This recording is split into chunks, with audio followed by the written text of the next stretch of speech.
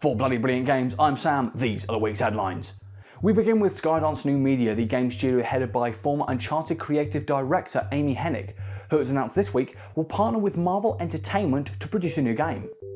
The upcoming title will be a narrative-driven blockbuster action-adventure game featuring a completely original story and take on the Marvel Universe, a statement read. The companies did not announce which Marvel characters would be featured in the game, a release date or platforms for the project.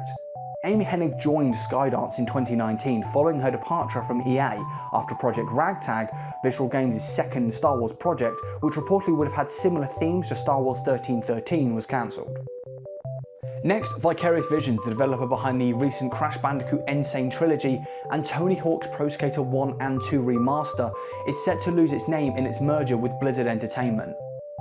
The news comes by the way of Polygon, which reports that its sources say Activision Blizzard told Vicarious employees that the company name would be lost when the merger is officially complete.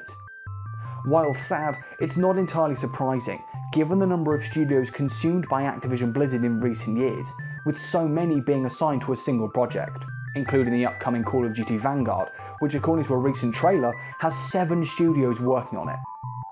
Reports from GamesIndustry.biz stated that Vicarious Visions would be shifting to be, quote, fully dedicated to existing Blizzard games. Oculus has revealed that it's working on bringing Grand Theft Auto San Andreas to its Quest 2 device. The news came by the way of a Facebook live stream in which it was revealed that Oculus are working on a built-for-VR version of the famed GTA. Today at Connect, we announced that the Rockstar Games classic Grand Theft Auto San Andreas is in development for the Quest 2, an Oculus blog post reads. Get a new perspective on Los Santos, San Fierro and Las Venturas as you experience again for the first time one of gaming's most iconic open worlds.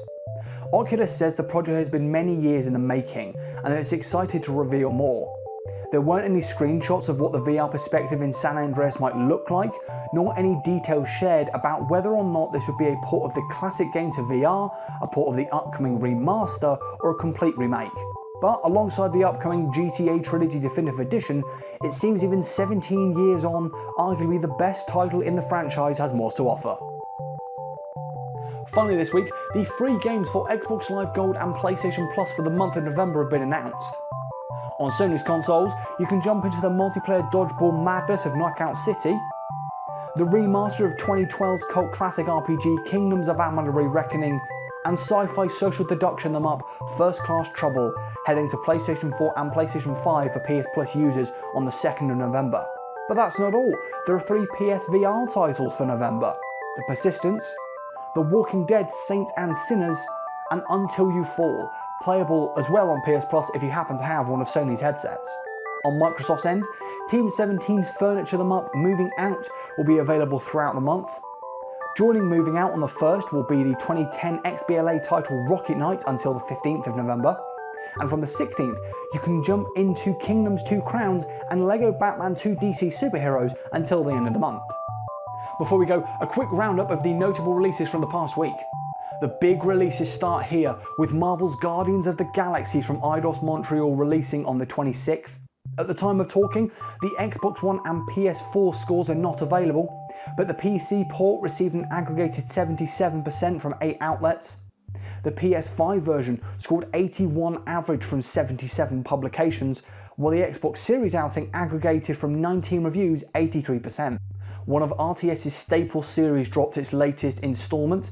Age of Empires 4 released on the 28th, scoring an average 82% from 60 outlets. The newest in the sometimes infuriating Mario Party franchise arrived on the 29th.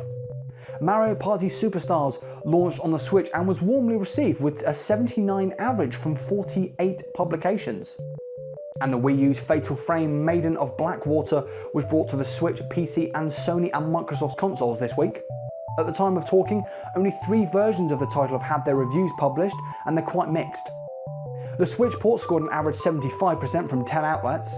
The PC release from 4 reviews received 71%, and the seemingly subpar version, the PS5 port from 25 reviews, averaged 63%, with the highest being a 90 from Gaming Trends and the lowest being a 30 from Metro Game Central.